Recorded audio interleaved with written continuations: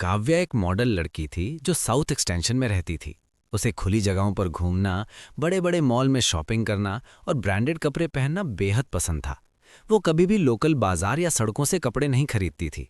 उसे भीड़ भाड़ और शोर बिल्कुल पसंद नहीं था।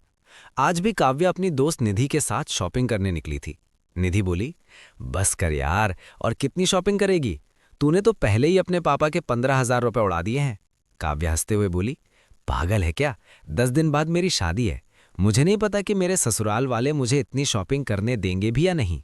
निधि बोली, फिर तुझे अपने लिए सूट और साड़ियाँ लेनी चाहिए थी, लेकिन तूने तो बस वन पीस और शॉर्ट ड्रेसेस ही ले ली हैं। काव्या मुस्कुराकर बोली, यही तो मेरा प्लान है। जब मैं ससुराल इतने सारे वन पीस लेकर जाऊंगी तो पैसे बेकार नहीं होने देंगे, इसलिए मुझे पहनने से कभी मना नहीं करेंगे। वैसे भी मेरा ससुराल दिल्ली में ही है। शादी के बाद भी हम साथ में मॉल घुमा करेंगे। कुछ दिन बाद काव्या की शादी अर्जुन नाम के लड़के से हो जाती है। अर्जुन पुरानी दिल्ली में रहता था। शादी से पहले काव्या ने अर्जुन का घर कभी देखा नहीं था। शादी के बाद जैसे ही गाड़ी ससुराल की गली में मुड़ती है, काव्या हैरान रह जाती है। चारों तरफ बहुत ही तंग गलियां, हर तरफ लोग, दुकानें, ठेले और गाड़ियों का शोर। काव्या बोली, ये कहाँ आ गए अर्जुन? मुझे तो पता ही नहीं था कि दिल्ली में इतनी छोटी छोटी गलियां भी होती हैं।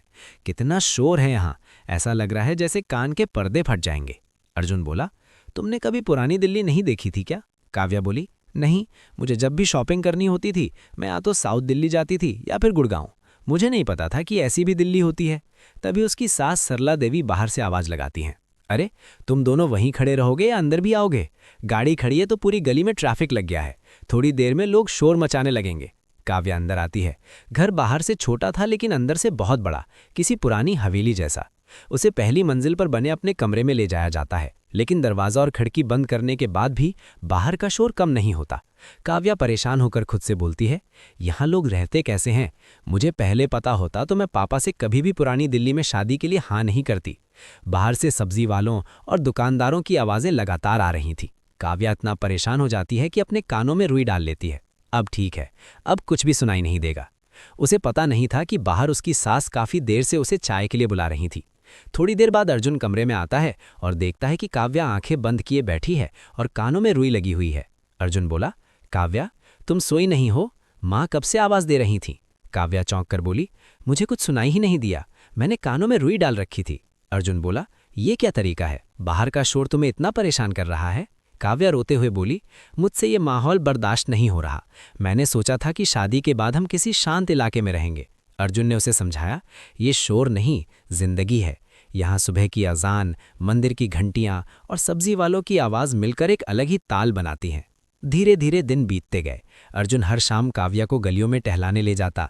पराठों की खुशबू, कारीगरों का काम, छोटी दुकानों की रौनक, सब कुछ काव्या को धीरे धीरे अच्छा लगने लगा। एक दिन उसने अपनी अलमारी खोली और अपने वेस्टर्न कपड़ों को साड़ी के साथ फ्यूजन में पहन लिया। जब वो नीचे आई तो सरला देवी चौंक गईं। अरे बहू, तुम तो बहुत सुंदर लग रही हो। काव्या को पहली बार एहसास हुआ कि ससुराल वालों को उसके पहनावे से नहीं, उसके तालमेल से फर्क पड़ता है। अब जब सुबह सब्जी वाले की आवाज़ आती तो काव्या चिढ़ती नहीं थी। वो खिड़की खोलती और मुस्कुरा देती।